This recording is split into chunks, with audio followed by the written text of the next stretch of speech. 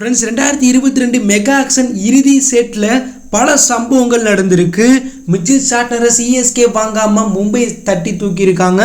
CSK அணி ஒரு சில முக்கிய பவுலர்களை வாங்கியிருக்காங்க. ஆர்சிபி அணி ஒரு சில முக்கிய ஆல்ரவுண்டரை வாங்கி சம்பவம் பண்ணிகிட்டு இருக்காங்க.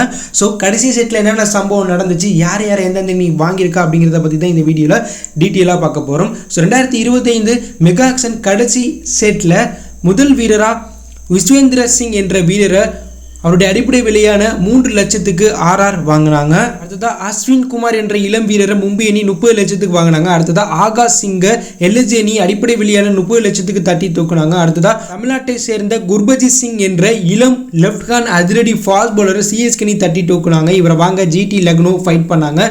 GT கிட்டேருந்து சிஎஸ்கே அணி 2 கோடி 20 லட்ச ரூபாய் கொடுத்து தட்டி தூக்கியிருக்காங்க. இவர் தற்போது தமிழ்நாடு ரஞ்சி அணிக்காக சிறந்த முறையில் பந்து வீசிட்டு இருக்கார். அதே போல் TNBAலையும் வேற லெவலில் பந்து வீசிட்டு இருக்கார். டால் பவுலர், அதிவேக பவுலர். ஸோ இவரை சிஎஸ்கே அணி 2 கோடி 20 லட்சத்துக்கு தட்டி தூக்கியிருக்காங்க. இது ஒர்த்து பைன்னு தான் சொல்லணும். அடுத்ததாக மிச்சல் சாட்னரை மும்பை அணி அவருடைய அடிப்படை விலையான 2 கோடிக்கு வாங்கியிருக்காங்க. ஆர்சிபி சிஎஸ்கே இவரை கண்டுக்கலை. இது ஒரு ஸ்டீல் பை. அடுத்ததாக ஜெயந்த் யாதவை 75 லட்சத்துக்கு GTA மீண்டும் வாங்கிட்டாங்க. அடுத்ததாக ஃபர்கர் ஜமான் என்ற ஆப்கான் பவுலரை RR அணியருடைய அடிப்படை விலையான 2 கோடிக்கு வாங்கியிருக்காங்க. இது ஒரு ஸ்டீல் பை. அடுத்ததாக ஸ்மித் அல்சாரி ஜோசப் அன்சோல்ட் ஆகிட்டாங்க. அடுத்ததாக குல்தீப் சென்னை பஞ்சாப் அணி 80 லட்ச ரூபாய் கொடுத்து தட்டி தூக்கியிருக்காங்க. அடுத்ததாக ரீஸ் ஸ்டாப்லியை மும்பை அணி வெறும் 75 லட்ச ரூபாய் கொடுத்து தட்டி தூக்கியிருக்காங்க. இது ஒரு ஸ்டீல் பை, ஒர்த்து பை. ரீஸ்டாப்லி இங்கிலாந்து அணியுடைய T20 ODI பவுலராக வலம் வரார். 140 கிலோமீட்டர் வேகத்தில் அதிரடியாக பந்து வீசக்கூடிய இவரை மும்பை பேக்கப் பவுலராக வாங்கியிருக்காங்க. ஸோ இவர் ஒரு ஒர்த்து பிக்குனே சொல்லணும்.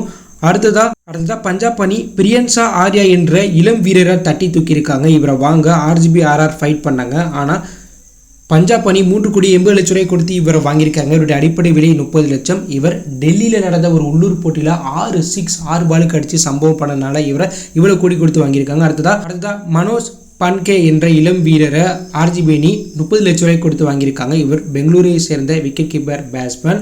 அடுத்ததா விப்ராஸ் நிகம் என்ற இளம் வீரரை டெல்லி அணி 50 லட்ச ரூபாய் கொடுத்து வாங்கியிருக்காங்க. அடுத்ததா கிசான் என்ற இளம் வீரரை மும்பை அணி 30 லட்ச ரூபாய் கொடுத்து வாங்கியிருக்காங்க.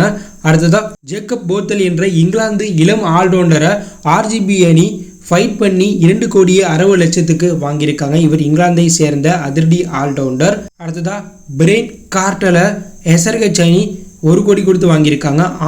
பஞ்சாப் அணி 1 கோடி 25 லட்ச ரூபாய் கொடுத்து வாங்கியிருக்காங்க. அடுத்ததாக கமிண்டு மெண்டிஸை SRH அணி 75 லட்ச ரூபாய் கொடுத்து வாங்கியிருக்காங்க. அடுத்ததா துஷ்மன் சமீராவை டெல்லி அணி 75 லட்ச ரூபாய் கொடுத்து வாங்கியிருக்காங்க. அடுத்ததா நேத்தன் எலிசா சிஎஸ்கே அணி பஞ்சாப் கிட்டேருந்து தட்டி தூக்கியிருக்காங்க. இவருடைய அடிப்படை விலை 1 கோடி 25 லட்சம். லக்னோ ஒரே ஒரு பிட் பண்ணாங்க, சிஎஸ்கே ஒரு பிட் பண்ணாங்க.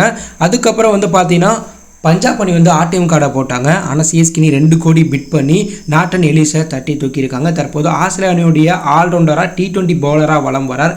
இந்த பிரைஸுக்கு இது ஒரு ஒர்த்து பிக் தான். அடுத்ததாக சமர் ஜோசப் என்ற சவுத் ஆப்பிரிக்கா அதிரடி ஃபாஸ்ட் பவுலரை மும்பை அணி பிட் பண்ணாங்க. ஆனால் LSG அணி 75 லட்சம் ரூபாய் கொடுத்து இவரை ATM கார்டு மூலம் தட்டி தூக்கிட்டாங்க. அடுத்ததாக அனிது சர்மாவை SRH அணி 50 லட்சத்துக்கு வாங்கினாங்க. ராஜ் அங்கர் பவாவில் 30 லட்ச ரூபாய் கொடுத்து மும்பை வாங்கினாங்க. மோசித் கானை பஞ்சாப் அணி 30 லட்ச ரூபாய் கொடுத்து வாங்கினாங்க. சுயாசா சர்மாவை பஞ்சாப் அணி 30 லட்ச ரூபாய் கொடுத்து வாங்கினாங்க.